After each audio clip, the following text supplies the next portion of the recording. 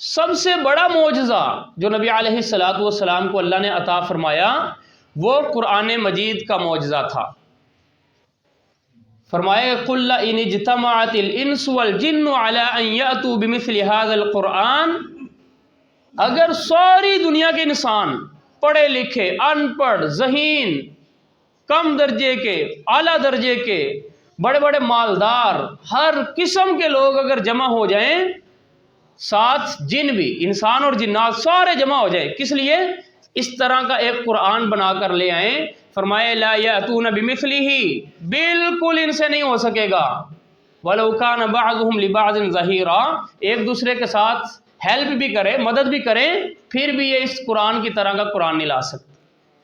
اور دوسری آیت میں فرمایا فاتوا بعشر سور مثلی، اگر تم کہتے یہ قرآن یہ محمد صلی اللہ علیہ وسلم نے خود بنا لیا ہے تو ہمارا چیلنج ہے ساری دنیا کے لوگ اکٹھے ہو جاؤ، اس قرآن کی طرح کی 10 صورتیں بنا کر لے آؤ، 10 صورتیں بنا کر لے آؤ، اور 10 صورتوں کا چیلنج۔ اس کے بعد فرمایا فاتوا بسورۃ من مثلی، سارے اکٹھے ہو جاؤ، 10 صورتیں تو کیا ایک صورت بھی بنا کر لے آؤ، یہ ہمارا چیلنج ہے۔ تو ساری دنیا کے لوگ اکٹھے ہو گئے، لیکن کسی سے ایک صورت بھی نہیں بن سکی، ایک چھوٹی سے چھوٹی صورت بھی نہیں بن سکی۔ یہ اللہ کا کلام ہے، اور جو لے کے آ رہا ہے، جو نبی پیش کر رہا ہے، وہ نہ تو کسی دنیا کے استاد سے پڑھا ہوا ہے، نہ کسی کے سامنے بیٹھا ہوا ہے علم حاصل کرنے کے لیے، اس کو اللہ سکھا رہا ہے۔ یتبعون الرسول النبی الامی الذی یجدونہ مکتوبا عندہم فی التوراۃ، فرمایا کہ یہ وہ نبی ہے جس کو دنیا کے کسی استاد نے نہیں سکھایا ہے۔ تو یہ آپ صلی اللہ علیہ وسلم کے بارے میں فرمایا۔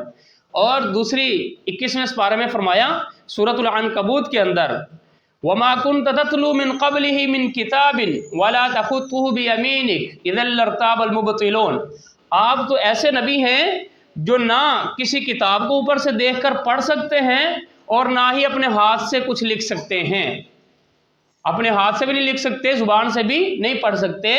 یہ اللہ کی طرف سے بہت بڑی نشانی ہے کہ آپ جو بھی بیان کر رہے ہیں اپنے ذہن سے نہیں، کسی کتاب سے پڑھ کے نہیں، کسی ہاتھ سے لکھا ہوا نہیں، بلکہ آپ کی طرف اللہ کی وحی آتی ہے اور وہ آپ لوگوں کو بتاتے ہیں۔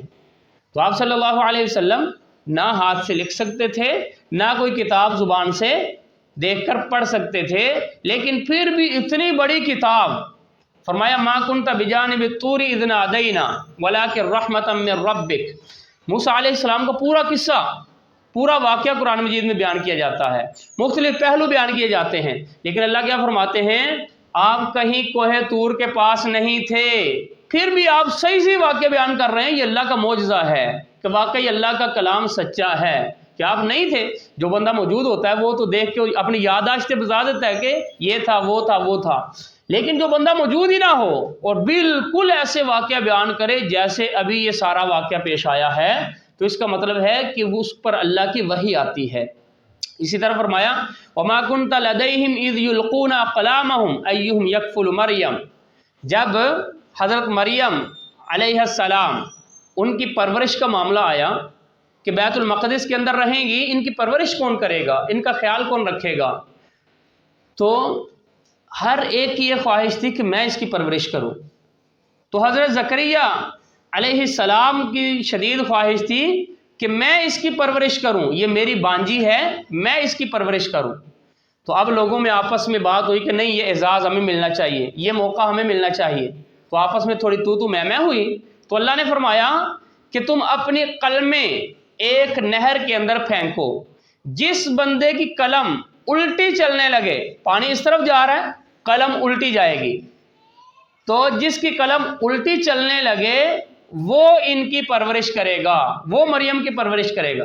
تو سب نے اپنی قلمیں ڈالیں، تو صرف حضرت زکریا علیہ السلام کی قلم الٹی چلنے لگی تو وہ ان کی پرورش کرنے لگی۔ تو اللہ فرماتے ہیں یہ پورا واقعہ آپ لوگوں کو بتا رہے ہیں جبکہ آپ اس وقت موجود نہیں تھے۔ اس کا مطلب ہے آپ اللہ کے سچے نبی ہیں، آپ کو اللہ وحی بھیج رہا ہے اور اپنی طرف سے خبریں بتا رہا ہے۔ اسی طرح آپ صلی اللہ علیہ وسلم پر یہ وحی نازل ہوئی الف لام میم غلبت الروم فی ادنی الارض، 614 ईस्वी के अंदर बड़ी ताकतें दो थी, एक रूम और एक फारिस, आपस में इनकी जंगें चलती थी। तो 614 के अंदर ये जो फारिस वाले लोग हैं, किसरा परवेज, उसने हमला किया और उसके साथ काफ़ी यहूदी साथ उसके मिल गए, 28,000 यहूदी उसके साथ मिल गए। उन्होंने हमला किया रूम वालों के ऊपर, कैसर रूम के ऊपर हमला किया और इनको शिकस्त दे दी। उसके अंदर जो रूमी ईसाई हैं 80,000 फौजी मारे गए, इनकी शिकस्त हो गई और ये आराम से बैठ गए। जब शिकस्त हुई, लोगों के अंदर खौफ व हरास और फौज के अंदर बगावतें और मुल्क के अंदर बदअमनी, ये सारी रूम के अंदर ये अफरा तफरी फैल गई। तो किसी को पता नहीं चल रहा था कि दोबारा ये कभी उठ सकते हैं, कभी इनको फतह मिल सकती है, कभी ये कामयाब हो सकते हैं। ऐसे वो टुकड़े टुकड़े हो गए और ऐसे उनको नाकाबिले बर्दाश्त शिकस्त का सामना करना पड़ा। तो ऐसे मौके पे जो मक्का वाले हैं उन्होंने बड़ा जश्न मनाया, उन्होंने बड़ी खुशियां मनाई। क्यों? मुसलमानों को कहने लगे, देखो रूमी जो अल्लाह की किताब को मानते हैं, ईसा अलैहिस्सलाम को मानते हैं, वो आज हारे हैं। किन से हारे हैं? उन सेकुलर लोगों से, उन बेदीन लोगों से जो आग की पूजा करते हैं, जिनकी कोई किताब आसमानी नहीं है।